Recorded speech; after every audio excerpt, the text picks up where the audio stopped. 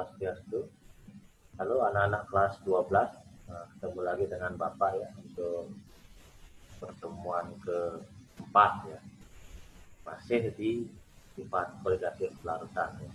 Semoga dalam keadaan kalian dalam keadaan sehat dan juga tetap bersemangat ya untuk pembelajaran daring kali ini.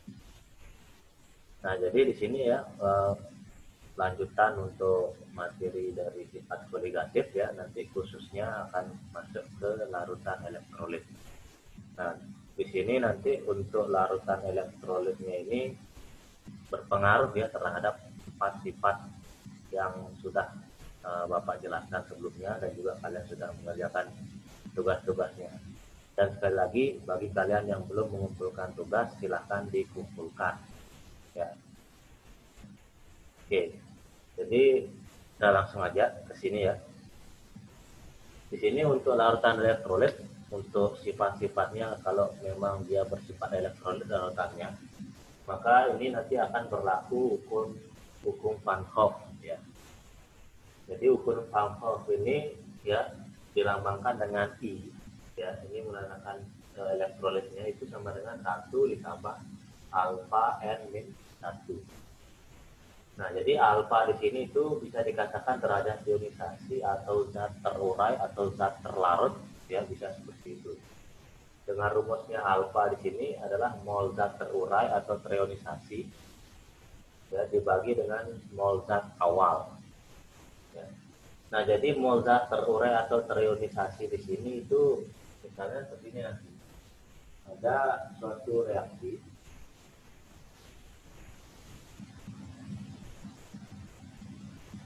misalnya seperti ini. Jadi mol yang terurai itu nanti misalnya kalau yang dimaksud itu adalah derajat ionisasi A, maka nanti mol dari A dibandingkan terhadap ambilnya ini. Sedangkan kalau memang ditanya yang B, berarti yang mol B terhadap AB. Ya, jadi mol zat awal tentunya berada di AB. Sedangkan mol zat terurai itu antara di A atau di B. Jadi tergantung di mana yang ditanyakan. Nah, nanti kalau mol zat terurai ini bisa nilainya itu dinyatakan dalam persentase ataupun dalam keadaan desimal. Kalau dia dalam keadaan persentase harus dijadikan desimal. Ya.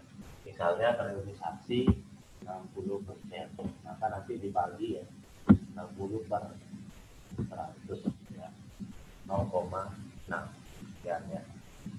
Kalau dalam keadaan persentase, kalau dia langsung nilai desimal seperti ini, maka itu langsung sebagai nilai dari derajat ionisasinya atau zat terurainya. Nah, sedangkan untuk nilai N di sini itu adalah koefisien zat yang terurai atau terionisasi. Misalnya ini, koefisien itu adalah nilai yang berada di depan zat ini, zat yang terurainya. Jadi A atau B ya. Jadi kalau dia tidak ada angkanya di sini kan berarti koefisiennya sama dengan 1. Ya, sedangkan kalau dia ada lebih dari 1 biasanya tertulis ya. Nah, jadi untuk berbagai koefisien zat di sini ini Bapak sudah menuliskan beberapa penguraian zat ya. Misalnya H2SO4 terurai menjadi 2H+ dengan SO4 2H. Nah, di sini M-nya sama dengan 3. Kenapa? Karena di sini 2. Koefisiennya di sini 2, di sini 1, berarti 2 sama 1. Ya. Ini juga ya, di sini CA-nya 1, ini 1, N-nya berarti sama dengan 2 ya, dan seterusnya. Nah, jadi yang menjadi kendala di sini adalah bagaimana cara kalian untuk menguraikannya ini ya, menguraikan zatnya. Jadi nanti untuk penguraian zat di sini nanti kita akan belajar lebih mendalam lagi nanti kalau memang kita dapat data buka ya, karena contohnya di sini banyak ya. Contohnya untuk menguraikan ini kenapa dia terurainya seperti ini, kenapa ini saja, kenapa tidak I dengan AS atau CAS atau dengan O4 misalnya seperti ya. Kenapa hanya unsur-unsur atau senyawa tertentu yang terurainya seperti ini. Jadi memang penting sekali untuk menguasai bagaimana penguraian seperti ini untuk mencari nilai dari hukum Van Hoff. Nah, jadi nanti hukum Van Hoff ini berlaku di seluruh sifat dari koligatif ya, 4 sifat dari koligatif yang ada. Kalau larutannya sekali lagi dia bersifat elektrolit. Ya. Dan nanti untuk membedakan larutan elektrolit atau tidaknya, jadi Bapak akan memberikan contoh, kita akan balik lagi mengulas di larutan asam dan basa ya. Jadi untuk mengetahui dia elektrolit atau tidak ya. Biasanya zat-zat yang terdiri dari elektrolit ini adalah senyawa ion ya. Senyawa ion itu ada unsur logam dan non logam. Jadi memang dasarnya ini cukup banyak ya untuk yang zat elektrolit. Tapi kalau memang dalam bentuk soal, biasanya kalau memang ada diketahui derajat ionisasi, berarti dia larutannya itu elektrolit. Entah itu dia kuat elektrolitnya ataupun lemah. Yang jelas pasti dia elektrolit. Ya.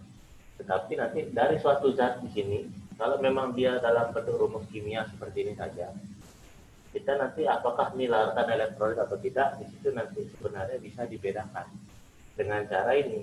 Di sini kuncinya pertama, yaitu dengan menguraikan zatnya ini, ya, kemudian nanti dicampurkan dengan air. Nanti Bapak akan kasih contoh ya, untuk mengetahui larutan itu elektrolit atau mungkin tidak, atau mungkin elektrolitnya kuat atau lemah. Ya.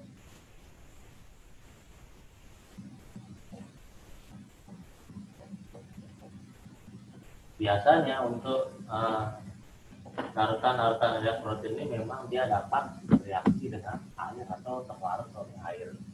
Namanya saja dia terurai, terlarut atau terionisasi, biasanya memang menggunakan air ya. Misalnya seperti ini, HCl, apakah ini elektrolit atau tidak? Kalau kita uraikan dia jadi seperti ini. Nah di sini nanti ada dia elektronnya itu kuat atau tidak, itu bisa juga kita reaksikan ya dengan air. Jadi kan air itu H2O ya. Kalau di dalam konsep asam dan basa itu terurai menjadi apa kan? Bagian asam dan basa. Jadi tinggal digabungkan aja yang positif dengan yang negatif, negatif dengan positif ya. Oke. Yang ini dengan ini dengan ini ya. Kalau HCl, kalau memang dia dapat terurai di sini, berarti dia itu memang sudah elektrolit. Ini kan kalau HCl biasanya kita sudah tahu langsung dia ini adalah sebagai asam ya. Tapi kalau memang dia dalam bentuk zat yang lain, misalnya senyawa ion biasanya ya, kalau ini memang kebetulan sekali merupakan contoh suatu asam, dan asamnya ini adalah asam kuat ya. Misalnya untuk senyawa ion ya. Senyawa ion contohnya seperti ini, Ki misalnya ya. Ini ada 14 ya. Ya. Nah jadi caranya sama seperti tadi, nanti reaksikan dia dengan MOSFET dan OH ya. Hubungkan dia nanti ini dengan ini dengan. Jadi kalau K dengan OH nanti dia akan menjadi KOH. I dengan 14 menjadi KI ya. Nah jadi kendalanya lagi di sini adalah mengetahui ini, kalau di OH kan berarti umumnya dia adalah basa. Nah basanya di sini yang perlu diketahui ini adalah basa kuat.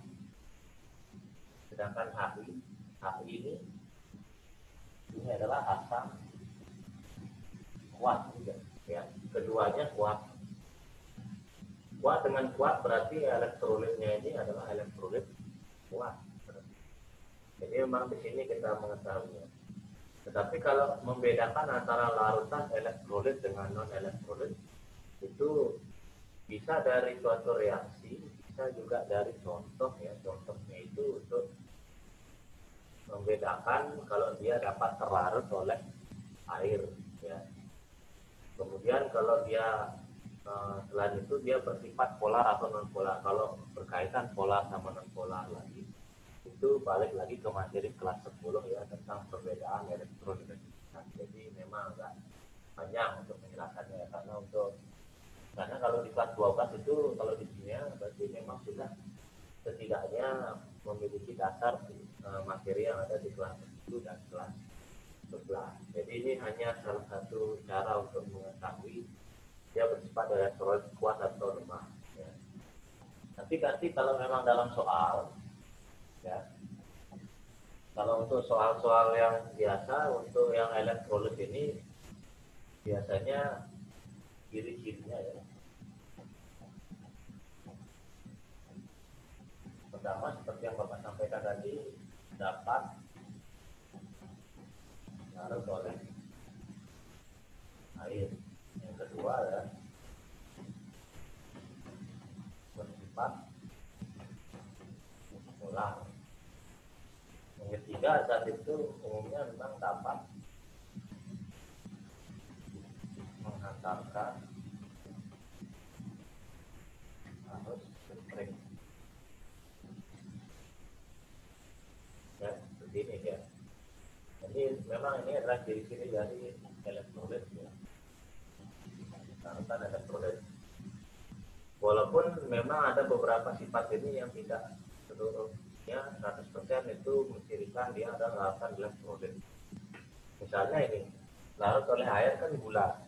Ya, gula kalau kita berikan dia arus listrik itu dia tidak bisa mengantarkan arus listrik. Jadi memang setidaknya ketiga dari ciri-ciri ini memang terpenuhi ya untuk mengkondisikan dia itu adalah elektrolit. Ya. Apalagi syaratnya di sini harus setidaknya ya nomor 1 dan nomor 2 ataupun nomor 3 di sini dia terpenuhi, itu terpenuhi aturan dari larutan elektrolit. Ya. Nah, jadi sebenarnya banyak ya untuk larutan elektrolit. Beberapa contohnya.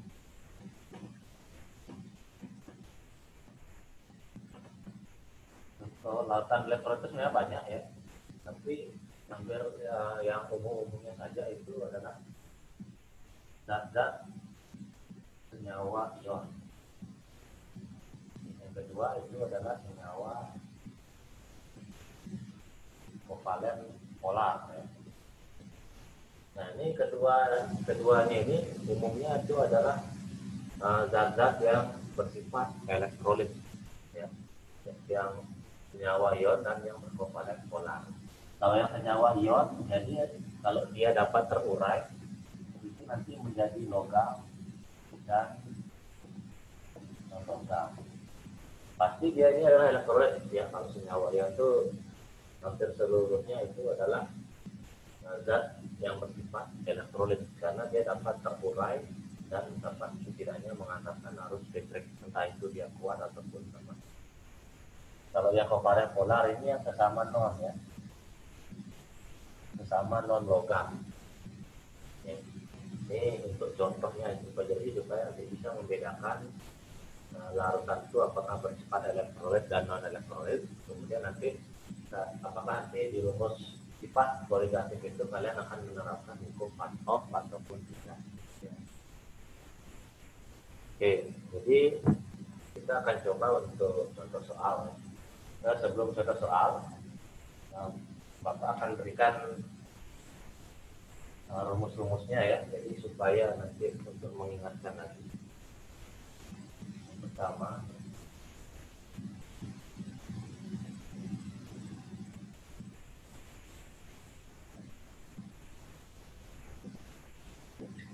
jadi kalau dia bersifat elektrolit ya, jadi ini rumus-rumus ini kalau dia larutannya bersifat elektrolit maka ditambahkan I seperti yang Bapak sampaikan tadi. Ya, ini berarti dari I. Tambahkan I di rumus-rumusnya. Ini untuk tekanan uap. Kemudian ada kenaikan putih.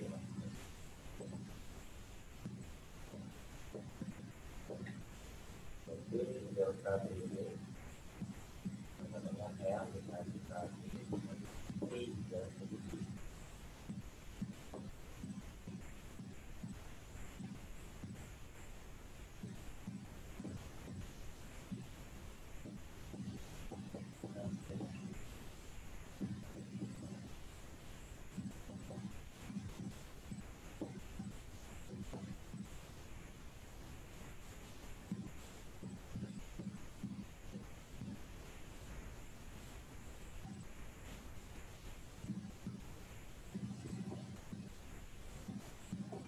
ya. Jadi ini kan rumus-rumus yang ada di sifat koligatif larutan. Ya, jadi ada 4 sifat koligatif larutan. Kalau dia larutannya itu bersifat elektrolit, maka ditambahkan rumus itu. Ya. Terutama itu zat-zatnya itu adalah zat yang terlarutnya itu merupakan yang bersifat elektrolit. Ya. Misalnya nanti kalau zatnya itu NaCl, ya. Ini kan ion ya. Atau banyak lagi rumus ion, misalnya Ki seperti tadi, ion juga. Ataupun yang kovalen, ya, yang kovalen itu biasanya HCl ataupun nanti air bahkan atau mungkin amonia. Ya, ini kovalen. Nah, untuk yang kovalen ini biasanya dia asam ya. Umumnya zat-zatnya yang bersifat asam ya, ini yang kovalen. Ya. Kovalen polar ya. Asam ataupun basa juga bisa ya, larutan asam masuk di dalam elektrolit, larutan basa juga masuk dalam elektrolit. Ya. Jadi selain dari senyawa ion bisa juga contoh-contoh larutan asam ataupun basa yang bersifat elektrolit, sehingga nanti dalam rumusnya untuk keempat sifat koligatif ini akan selalu dinamakan I. Dan kemudian untuk derajat ionisasi dan nilai N itu nanti, nilai N kan bisa ditentukan tergantung dari rumus kimianya. Kalau dia terurai itu seperti apa. Sedangkan kalau untuk derajat ionisasi, ya, kalau dia misalnya asam dan basa nih, kalau dia kuat, maka alfanya itu sama dengan 1, ya, pasti 1. Karena kalau dia kurang kuat, itu biasanya kurang dari 1. Kalau dia alfanya sama dengan 0, berarti dia larutan itu memang bersifat non elektrolit. Ya kan, kalau rumus I dimasukkan 0, itu kan ujung-ujungnya nanti dikali 1, berarti I-nya sama dengan 1. Kalau I sama dengan 1 kali ini kan tidak perlu satunya, berarti langsung aja rumus ini. Ya, jadi memang kalau nilai alfanya 0 bersifat non elektrolit berarti tidak ada rumus. Tapi kalau alfanya misalnya 0,1, 0,2 dan sekian, itu berpengaruh dia. Oke, ya. Ini beberapa rumus dari Kompasshof. Nanti untuk lebihnya ya, sambil nanti lanjut ke materi selanjutnya, nanti Bapak akan memberikan review soal ya. Review soal nanti usahakan memang kalian itu nanti mencari dari soal ya, untuk bisa latihan, karena ini memang sifat koligatif ini menghitung ya. Sifat koligatif kan memang koligatif itu jumlah partikel zat ya, jadi sifat yang dipengaruhi oleh jumlah partikel zat. Kalau memang berbicara dengan jumlah, maka akan berbicara terhadap rumus. Nah, nanti untuk di pertemuan kali ini Bapak akan memberikan contoh-contoh soalnya yang masing-masing satu saja yang bersifat elektrolit. Ini pertama dari yang penurunan tekanan uap.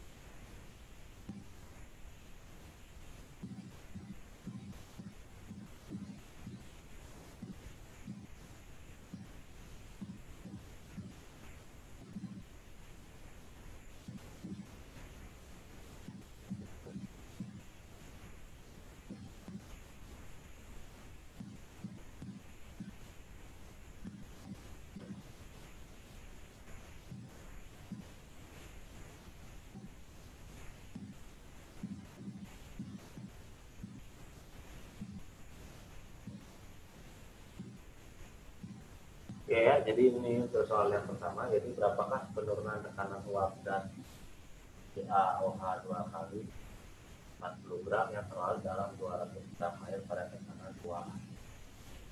Jadi yang diperhatikan di sini dari soal sebelumnya kan memang kita mencantumkan hukum Pareto. Jadi yang perhatikan di sini ini adalah zatnya yang dimaksud. Nah, zat ini sebenarnya adalah elektrolit. Ya, jadi kita mengetahuinya itu CaOH 2 kali OH kan menandakan dia adalah basa. Nah, bahasanya ini apakah dia kuat atau lemah? Kuat ataupun lemah, kalau dia tenakal atau basa, berarti dia bersifat elektrolit. Tetapi yang ini merupakan salah satu contoh basa kuat. Ya, berarti alfanya sama dengan 1. Kalau R-nya nanti kita cari. Untuk mencari R, maka kita uraikan ya CaOH 2 kali. CA12 dengan 2OH. Oke. Lihat koefisiennya di sini adalah angka. Kalau tidak ada berarti 1. Di sini ada 2. 1 tambah 2 berarti 3 sama dengan 3. Ya. Oke, jadi kita tinggal ada mencari rumus dari penurunan tekanan uap, maka delta B dari X B dari I atau panjangnya B0 dari SP per itu tambah SP ya. Nah, di sini kan 200 gram air ini adalah pelarutnya ya. Jadi ini kita anggap sebagai massa dari air. Ya. Ada 40 gram ya. Ini berarti kita mencari NC dan NC-nya. NC di sini karena ada massa dan MR ya. Jadi yang belum di sini adalah MR. Jadi untuk MR-nya di sini ini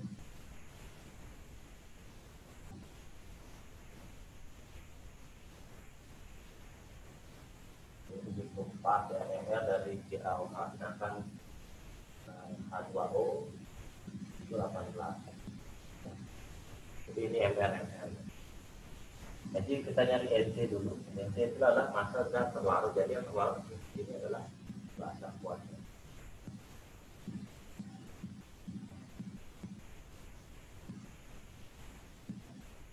Nah, di sini 40 gram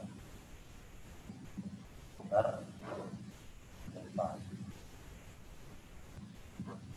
Untuk NC juga sama, cari molnya dulu.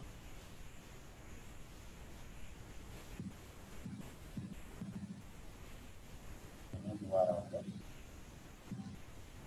per 18 ya. Oke, di sini ya bisa menggunakan kalkulator MB ya untuk menghitung.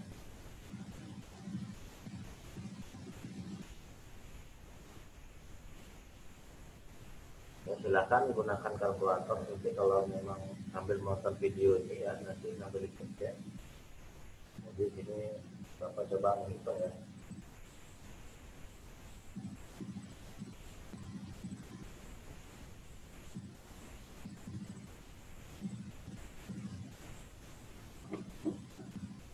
Yang ini dapatnya 0,54.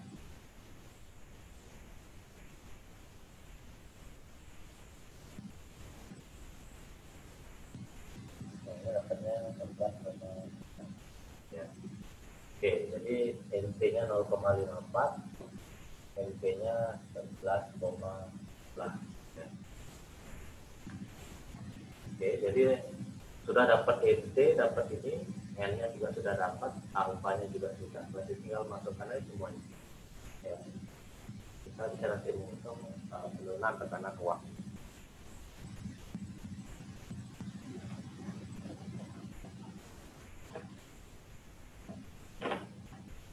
Jadi penjabaran rumus untuk rumus panjangnya tadi.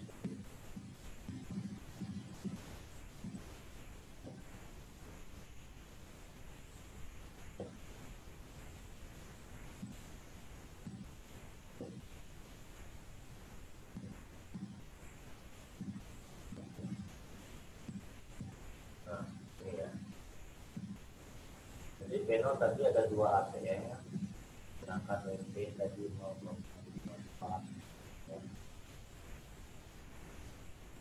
Dapat kita tadi 11,11 jadi itu berapa? Alfanya 1 karena dia bantah kuat. N-nya jadi tadi jumlahnya 3 ya. Ya, jadi 2 0,54 ini 11 tambah ini 11,55 1 3 dikurang 1 2 dikali 1 2 ditambah 1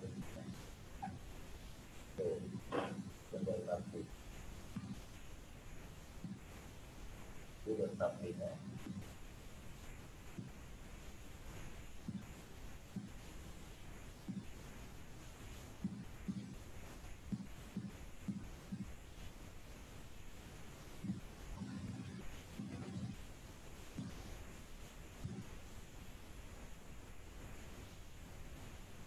oke jadi hasilnya kurang lebih 0,2 ya. Jadi nanti tergantung dalam soal itu bisa dijelaskan ya. Jadi kalau di pembelajaran Bapak silakan kalian hitung-hitungnya dengan menggunakan kalkulator boleh. Tapi nanti kalau memang ujian, kalau memang tidak dikasih dengan kalkulator, Bapak akan mengusahakan pembuatan soalnya itu bilangannya tidak serumit ini ya. Jadi supaya gampang saja dihitung. Nah, jadi seperti ini ya salah satu contoh soal keturunan anak uang. Jadi ingat rumus dari ukur Kandoknya jangan dilupakan. Ya. Ketika sudah mencari salah satu sifat, ya, ini kan tentang keturunan tekanan uang. Ya.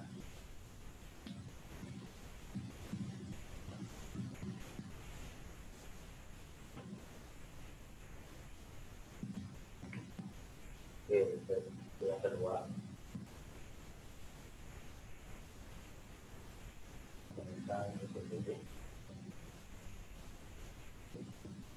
Jadi tidak mesti yang dicari itu hanya ini saja ya.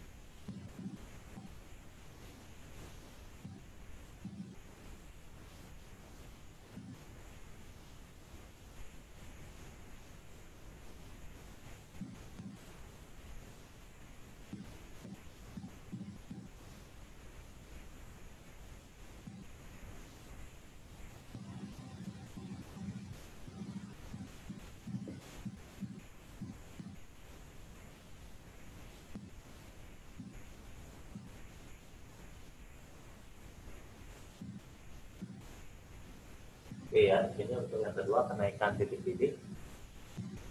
Jika amonia mendidih pada suhu 100,5 derajat Celcius dalam 200 gram air yang terurai 40%, maka berapakah massa amonia yang dilarutkan dengan MR-nya 11 ya. Itu nilai KB-nya 0,5 ya. Ya gunakan saya 0,5. Oke ya, jadi untuk penjabaran rumusnya delta BD itu M dikali KB itu M ini molar ulang.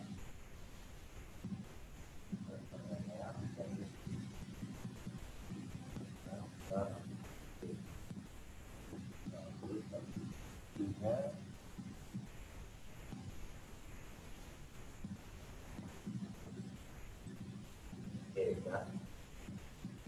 Nah, untuk amonia di sini ini khusus ya. Amonia di sini dia sebenarnya adalah basa ya, dengan rumus kimianya kan NH3. Ini adalah salah satu contoh basa yang tidak memiliki OH.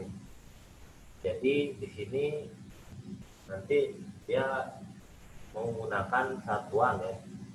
Untuk amonia ini nanti akan ada namanya indeks. Ya.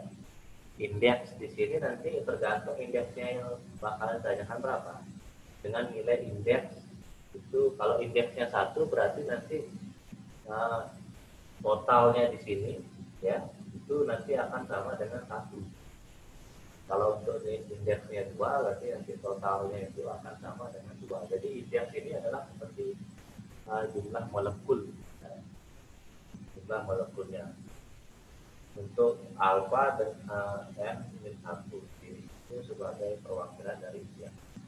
Jadi anggap saja misalnya di dalam soal ini indeksnya N1 ya. Jadi nanti hasilnya ini itu sama dengan 1 tambah 1 berarti I-nya sama dengan 2.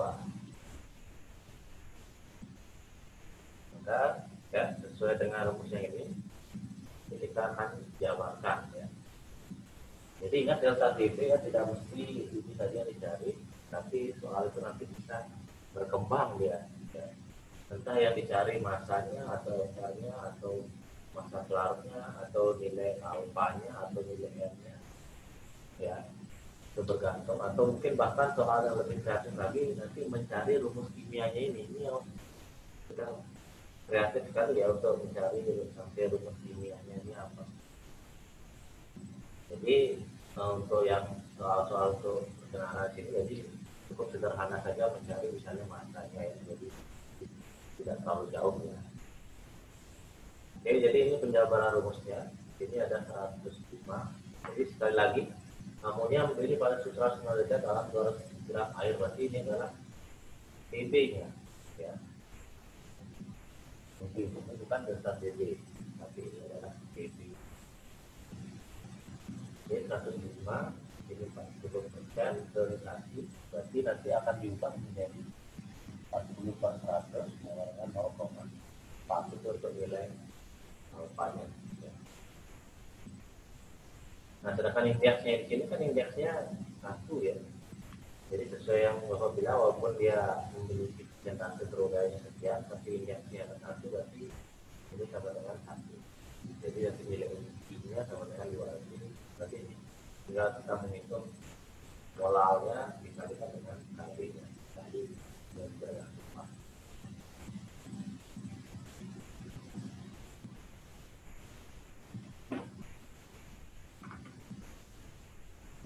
dari dulu delta T-nya itu nanti karena yang digunakan adalah air berarti sedikit taruh nanti kita pilih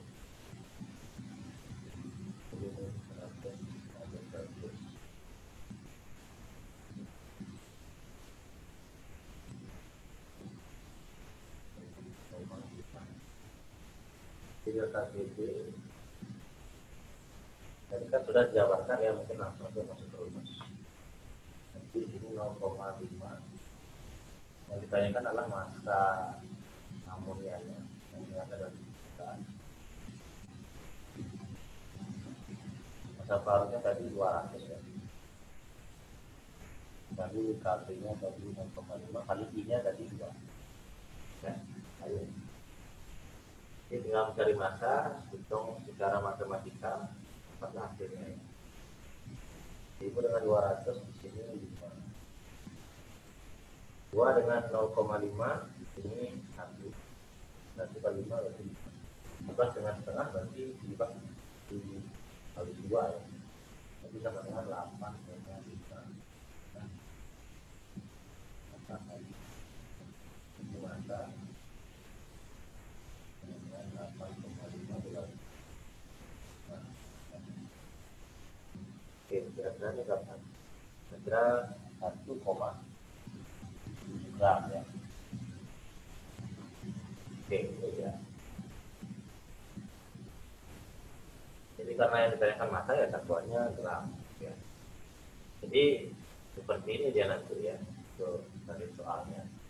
Jadi kan karena menggunakan amonia ya, tapi kalau memang tidak menggunakan amonia, nanti rumus dari I-nya itu dia jabarkan nanti alfanya 40% dan tadi R-nya berapa, kalian jabarkan atau uraikan dulu sebenarnya.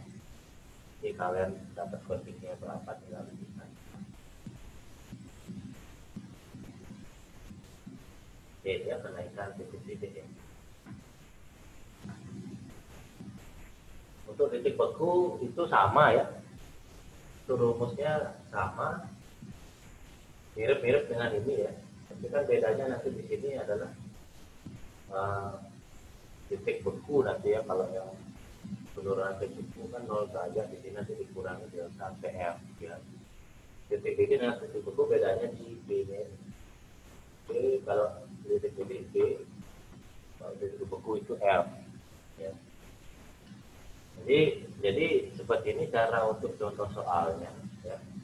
Jadi ini hanya untuk mereview soal saja, nanti untuk kedepannya ya kita akan lebih banyak tentang latihan-latihan soal. Jadi mengerjakan nanti akan mencari nanti lebih jauh nanti misalnya nanti sampai mencari nilai R-nya, mencari nilai derajat iluminasinya, bahkan mencari molnya nanti ya. Mol yang terurai kan ada rumusnya tadi ya, derajat iluminasi. Nah jadi begini ya, karena ini makanya seperti yang Bapak bilang di awal pertemuan ini memang akan menghitung rumus-rumus ya.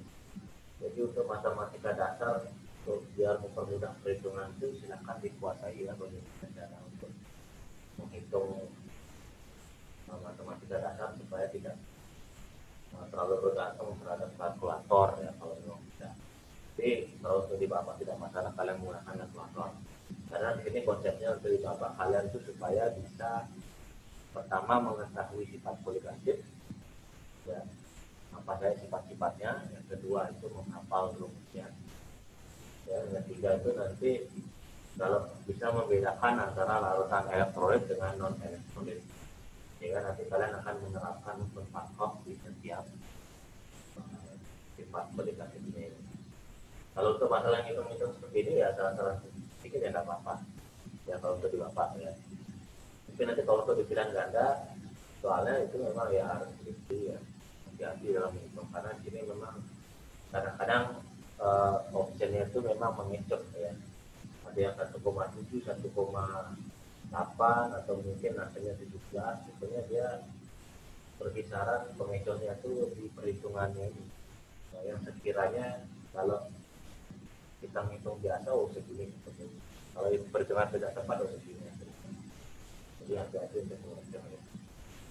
Saya matematika dasar memang sangat diperlukan. Nah, jadi itu untuk ukur Van Hoff ya. Ingat ukur Van Hoff itu kuncinya di sini itu adalah di larutan elektrolitnya. Yang mana elektrolit tadi ciri-cirinya sudah ya, untuk contohnya juga sudah ada ya. Apa-apa saja yang menjadi larutan elektrolit ataupun yang non elektrolit. Yang non elektrolit berarti memang yang di luar yang tadi. Ya.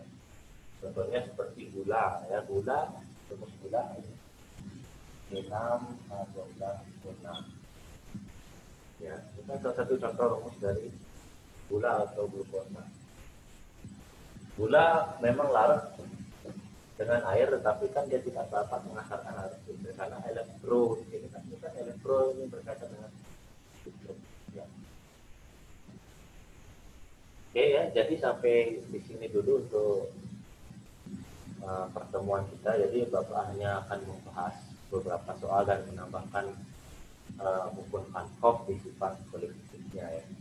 Jadi kali ini Bapak tidak memberikan tugas ya, karena Bapak lihat kalian juga sudah terlalu banyak mendapatkan tugas-tugas dari guru-guru kalian,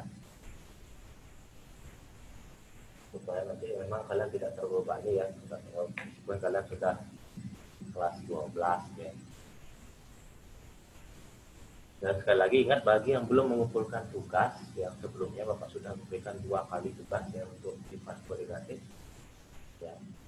Jadi segera dikumpulkan ya, kumpulkan ke teman-temannya siapa yang belum mengumpulkan.